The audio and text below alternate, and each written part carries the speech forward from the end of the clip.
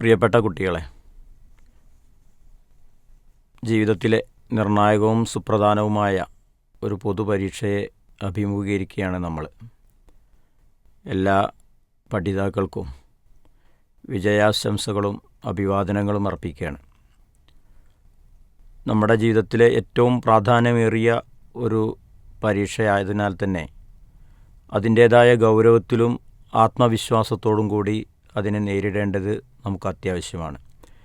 എന്നാൽ ആശങ്കയോ ആശയക്കുഴപ്പമോ അതിലാവശ്യമല്ല. നമ്മളെ പഠനം ശാസ്ത്രീയമാക്കുകയും ചിട്ടപ്പെടുത്തുകയും കൂടുതൽ കൃത്യതയോടെ മുന്നൊരുക്കങ്ങൾ നടത്തുകയും ചെയ്താൽ വലിയ മാർക്ക് സ്കോർ ചെയ്യാൻ വളരെ എളുപ്പത്തിൽ സാധിക്കും എന്നുള്ളതാണ് SSLC പരീക്ഷയുടെ ഒരു പ്രത്യേകത.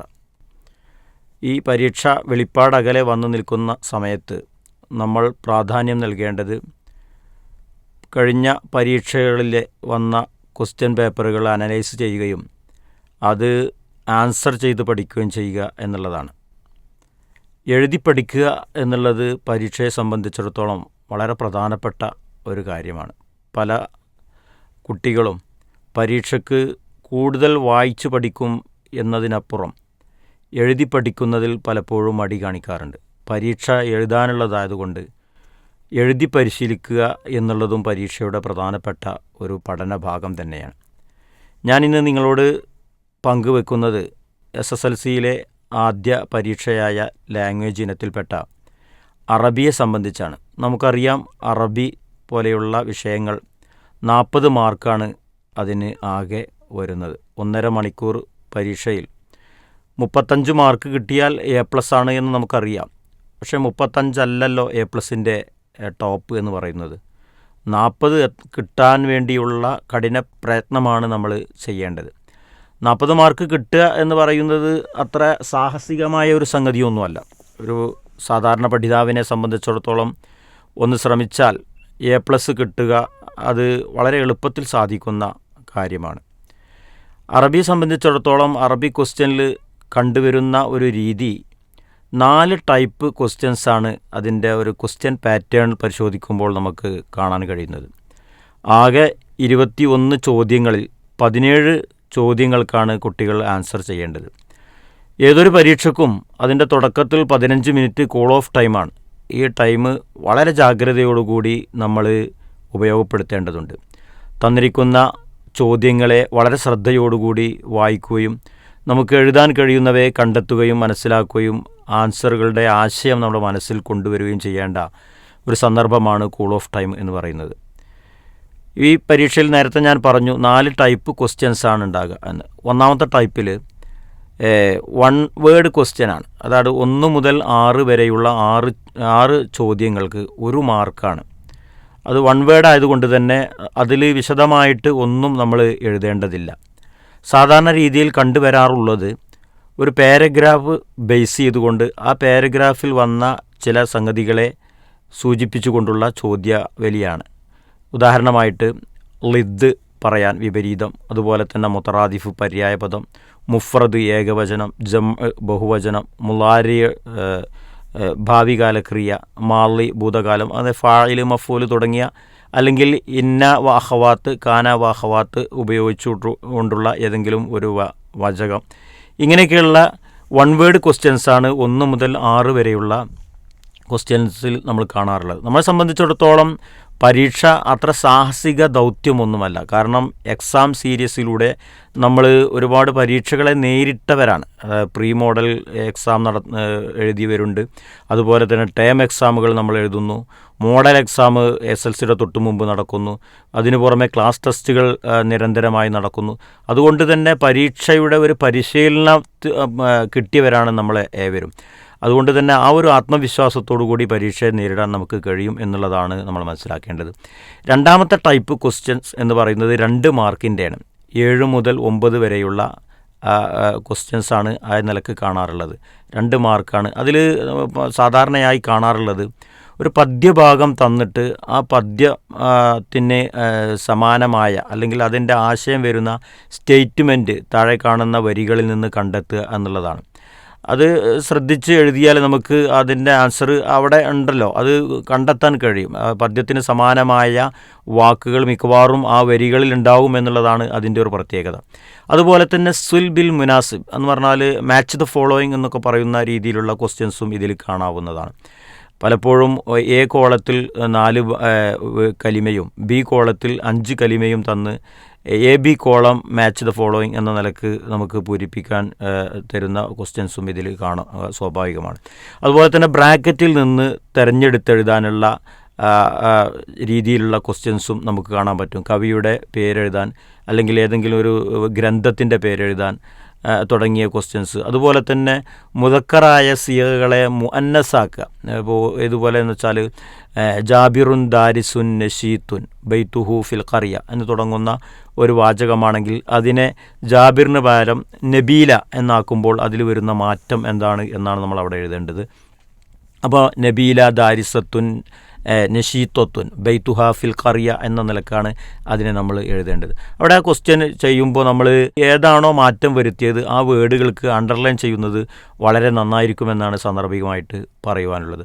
അതുപോലെ തന്നെ അവിടെ നമ്മൾ ശ്രദ്ധിക്കേണ്ടത് ഹുവ എന്നുള്ളത് ഹിയ ആകും, യദ്ഹബു എന്നുള്ളത് തദ്ഹബു ആവും, ഹു എന്നുള്ളത് ഹ ആവും, അന്ത എന്നുള്ളത് അന്തി ആവും. ആ രീതിയിലുള്ള സംഗതികളൊക്കെ നമ്മൾ മനസ്സിലാക്കണം.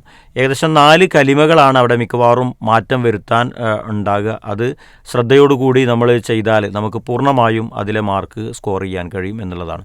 അതുപോലെ തന്നെ റത്തിബിൽ കലിമാത്ത് എന്ന് പറഞ്ഞിട്ട് ഇപ്പം കലിമകളെ വേർഡുകളെ ഡിസോർഡറായിട്ട് തന്നിട്ട് അതിനെ ഓർഡറാക്കാൻ വേണ്ടി തരാവുന്നതാണ്. ഉദാഹരണം പറയുകയാണെങ്കിൽ അൽ മൈദാൻ റാഷിദ് ലൈബ ഫി. അപ്പോൾ അതിന് നമുക്ക് എങ്ങനെ അറിയാം? ലൈബ റാഷിദുൻ ഫിൽ മൈദാൻ എന്ന നിലക്ക് അതിനെ ചിട്ടപ്പെടുത്താവുന്നതാണ്. അതുപോലെ തന്നെ ജമ്മു മുദക്കർ സാലിം, ജമ്മു മുഅന്നസ് സാലിം തുടങ്ങിയ വേർഡുകൾ ജമ്മു മുദക്കർ സാലിം തന്നിട്ട് അതിനെ മുഫ്രദാക്കാൻ അല്ലെങ്കിൽ മുഫ്രദിനെ ജമ്മു മുദക്കർ സാലിമാകാൻ, നേരെ മുഫ്രദിനെ ജമ്മു മുഅന്നസ് സാലിമാക്കാൻ, അങ്ങനെയുള്ളതൊക്കെ കാണാവുന്നതാണ്. അത് കോളം ക്വസ്റ്റ്യൻ പേപ്പറിൽ തന്നെ നമുക്ക് കോളം കാണാവുന്നതാണ്. ആ കോളത്തിനനുസരിച്ച് അത് നമ്മൾ ആൻസർ പേപ്പറിലും അത് വരച്ച് നമുക്ക് എഴുതിയാൽ 100% ഈ ക്വസ്റ്റ്യന് നമുക്ക് അറ്റൻഡ് ചെയ്യാനും മാർക്ക് സ്കോർ ചെയ്യാനും കഴിയും. മിക്കവാറും എഴുതാൻ അതിൽ 4 വേർഡുകളാണ് ഉണ്ടാകുക.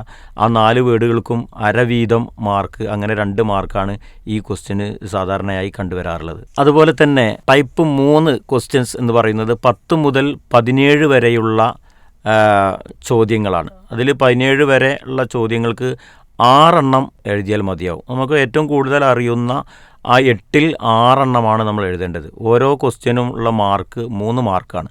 അപ്പോൾ 3 മാർക്ക് അനുസരിച്ചുള്ള ഒരു ആൻസറാണ് നമ്മൾ അവിടെ കാണിക്കേണ്ടത്. പലപ്പോഴും നമ്മൾ ശ്രദ്ധിക്കാറില്ല. മാർക്കിൻ്റെ അനുസരിച്ച് ക്വസ്റ്റ്യൻ ആൻസർ ചെയ്യുക എന്ന് പറയുന്നത് പല കുട്ടികളും തെറ്റിക്കുന്നത്. ഇപ്പോൾ ഉദാഹരണമായിട്ട് പറയുകയാണെങ്കിൽ 1 വേർഡ് ക്വസ്റ്റ്യൻ ആണെങ്കിൽ അതിനൊരു പാരഗ്രാഫ് അല്ലെങ്കിൽ ഒരു പേജോ എഴുതേണ്ടതില്ലല്ലോ. അതുകൊണ്ട് കൂടുതൽ എഴുതി എന്നതുകൊണ്ട് മാർക്ക് കൂടുതൽ കിട്ടില്ല. അപ്പോൾ ഇവിടെ 3 മാർക്കാവുമ്പോൾ ആ 3 മാർക്കിൻ്റെ ഒരു ഇതിനനുസരിച്ച് വാല്യൂ അനുസരിച്ചുള്ള ആൻസറാണ് നമ്മൾ അവിടെ ചെയ്യേണ്ടത് എന്നാണ് പ്രത്യേകം ശ്രദ്ധിക്കേണ്ടത്. അതുപോലെ തന്നെ അറബിയിൽ നമ്മൾ പ്രത്യേകം മനസ്സിലാക്കേണ്ട ഒരു കാര്യം, ക്വസ്റ്റ്യൻ ആൻസറിൻ്റെ നമ്പർ എഴുതുമ്പോൾ ക്വസ്റ്റ്യൻ പേപ്പറിൽ ഏത് നമ്പറാണോ ഉള്ളത് അതിനെയാണ് നമ്മൾ ഫോളോ ചെയ്യേണ്ടത്. നമ്മുടേതായ രീതിയിൽ അലിഫ് ബാത്ത അല്ലെങ്കിൽ 1 2 3 വാഹിദ് ഇസ്നാനി എന്നൊക്കെ നമ്മൾ നമ്മുടേതായ രീതിയിൽ ഒരിക്കലും നമ്പർ എഴുതരുത്. അത് ഇവാലുവേഷൻ ചെയ്യുന്ന സമയത്ത് കൺഫ്യൂഷൻ വരാനുള്ള സാധ്യതയുണ്ട്. അതുമൂലം നമുക്ക് മാർക്ക് നഷ്ടപ്പെടാനുള്ള സാധ്യതയുണ്ട്. അതുകൊണ്ട് അതൊക്കെ നമ്മൾ വളരെ ശ്രദ്ധിച്ച് വേണം അത്തരത്തിലുള്ള കാര്യങ്ങൾ നമ്മൾ കൈകാര്യം ചെയ്യേണ്ടത് എന്നാണ് പറയാനുള്ളത്. അതുപോലെ തന്നെ ഈ ഗണത്തിൽ വരുന്ന മറ്റൊരു ക്വസ്റ്റ്യൻ, ഒരു പാരഗ്രാഫ് തന്നിട്ട് ആ പാരഗ്രാഫ് ബേസ് ചെയ്തിട്ട് 2 3 ചോദ്യങ്ങൾ ഉണ്ടാക്കാനുണ്ടാവും. അപ്പോൾ മിക്കവാറും അതിൻ്റെ ക്വസ്റ്റ്യൻ ടാഗും അവിടെ തന്നിട്ടുണ്ടാവും. ഉദാഹരണമായിട്ട് മത, മാത, കൈഫ, മൻ എന്നൊക്കെ തുടങ്ങിയ രൂപങ്ങൾ തന്നിട്ട് അത് ഉപയോഗിച്ച് ആ പാരഗ്രാഫിൽ ആൻസർ വരുന്ന വിധത്തിൽ അവിടെ നമ്മൾ ക്വസ്റ്റ്യൻ എഴുതിയാൽ മതി. അവിടെ ക്വസ്റ്റ്യൻ എഴുതലാണ് അവിടുത്തെ ആൻസർ എന്ന് പറയുന്നത്. പിന്നെ ആ ക്വസ്റ്റ്യനെ നമ്മൾ ആൻസർ ചെയ്യേണ്ടതില്ല. പാരഗ്രാഫ് ബേസ് ചെയ്തിട്ട് 3 ക്വസ്റ്റ്യനാണ് ഉണ്ടാക്കുന്നുണ്ടെങ്കിൽ ആ 3 ക്വസ്റ്റ്യൻ എഴുതുക എന്നുള്ളതാണ് അവിടെ നമ്മൾ ചെയ്യേണ്ട ടാസ്ക് എന്ന് പറയുന്നത്. ക്വസ്റ്റ്യൻ എഴുതുമ്പോൾ പ്രത്യേകം നമ്മൾ ശ്രദ്ധിക്കുക, ക്വസ്റ്റ്യൻ്റെ ലാസ്റ്റിൽ നമ്മൾ ക്വസ്റ്റ്യൻ മാർക്ക് ഇടൽ വളരെ നിർബന്ധമാണ്. പലരും അത് ശ്രദ്ധിക്കാറില്ല.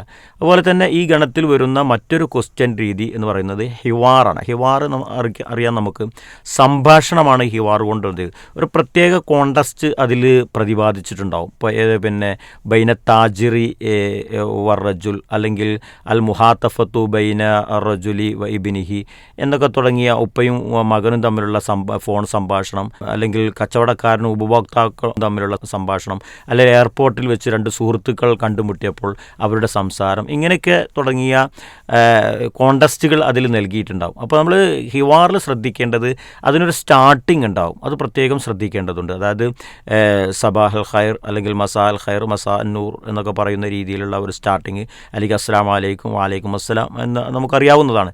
പിന്നെ അതിൻ്റെ കണ്ടൻറ് ഏരിയ, അതിൻ്റെ സബ്ജക്റ്റിലേക്ക് നമ്മൾ വരിക എന്നുള്ളതാണ്. ഇപ്പോൾ എയർപോർട്ടാണെങ്കിൽ എയർപോർട്ടുമായി യാത്രയുമായി ബന്ധപ്പെട്ടുള്ള 3-4 ക്വസ്റ്റ്യൻസും ആൻസറുമാണ് അതിൽ വരേണ്ടത്. പിന്നെ അതിൻ്റെ ഒരു എൻഡ് കൺക്ലൂഷൻ, അതായത് നമുക്ക് പിന്നെ ശുക്രൻ, മർഹബൻ ലക്ക എന്നൊക്കെ തുടങ്ങിയിട്ടുള്ള ഇല ലിഖാ എന്നൊക്കെ പറഞ്ഞ രീതിയിൽ ഇതിനെ കൺക്ലൂഡ് ചെയ്തിട്ട് അങ്ങനെയാണ് ആ ഹിവാറിനെ നമ്മൾ ചിട്ടപ്പെടുത്തേണ്ടത്. അതുപോലെ തന്നെ മറ്റൊരു ക്വസ്റ്റ്യൻ ഇതിൽ വരാറുള്ളത് സാധാരണ തെർജും ഇല ലുഗത്തിക്ക, മലയാളത്തിലേക്ക് ട്രാൻസ്ലേറ്റ് ചെയ്യാനാണ് ഉണ്ടാകാറുള്ളത്. അത് ഒരു 2 വരി തന്നിട്ട് ആ വരിയെ പലപ്പോഴും അത് ടെക്സ്റ്റ് ബുക്ക് ഓറിയൻറ്റഡ് ആയിട്ടുള്ള പിന്നെ വരികളാണ് കാണാറുള്ളത്. അതുകൊണ്ട് ടെക്സ്റ്റ് ബുക്ക് നമ്മൾ നന്നായിട്ട് വായിക്കുകയും മനസ്സിലാക്കുകയൊക്കെ ചെയ്യേണ്ടതുണ്ട്.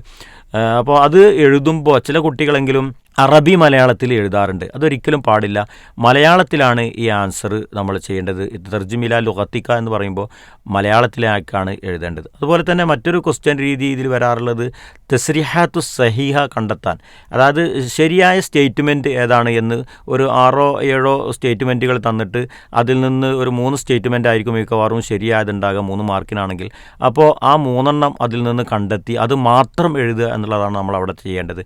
അതുപോലെ തന്നെ റത്തിബുൽ ജുംല, ഒരു ഹിക്കായ അല്ലെങ്കിൽ ഒരു കിസ്സ തന്നിട്ട് ആ കിസ്സയെ ചിട്ടപ്പെടുത്താൻ, ഓർഡറാക്കാൻ വേണ്ടിയിട്ടുള്ള സൈസ് ക്വസ്റ്റ്യൻസ് സാധാരണ രീതിയിൽ ഇതിൽ കാണാറുണ്ട്. ഇതൊക്കെയാണ് 3-ാം വിഭാഗത്തിൽ ടൈപ്പ് 3-ലുള്ള ക്വസ്റ്റ്യൻസ്.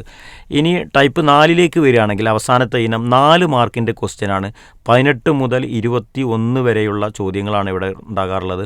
ആ 21 വരെ 4 ക്വസ്റ്റ്യൻ ഉണ്ടെങ്കിലും അതിൽ 3 നമ്മൾ അറ്റൻഡ് ചെയ്യേണ്ടത്. അതിൽ വരുന്ന ക്വസ്റ്റ്യൻ്റെ ചില രീതികളെന്ന് പറഞ്ഞാൽ പിന്നെ ഇസ്തിബിയാൻ അൽ മുഖാബല, അതായത് ഇൻ്റർവ്യൂ ക്വസ്റ്റ്യൻസ് ഉണ്ടാകാറുണ്ട്. ഇതിൽ അവിടെ നമ്മൾ ശ്രദ്ധിക്കേണ്ടത് മുദക്കർ മുഅന്നസ്. ഇപ്പോൾ APJ അബ്ദുൽ കലാമിനോടുള്ള ഒരു ഇൻ്റർവ്യൂ പോലെ ആവില്ല കമല സുരയ്യയുമായിട്ട് അല്ലെങ്കിൽ വേറെ സോണിയാഗാന്ധിയുമായിട്ടൊക്കെ ഇൻ്റർവ്യൂ നടത്തുമ്പോൾ ഉണ്ടാകുക. അത് മുദക്കർ മുഅന്നസ് പ്രത്യേകം ശ്രദ്ധിക്കുക. ഉദാഹരണമായിട്ട് അയിന ബൈത്തുക്ക എന്നാണ് മുദക്കറാണെങ്കിൽ പറയാം, അയിന ബൈത്തുക്കി എന്ന് പറയേണ്ടി വരും.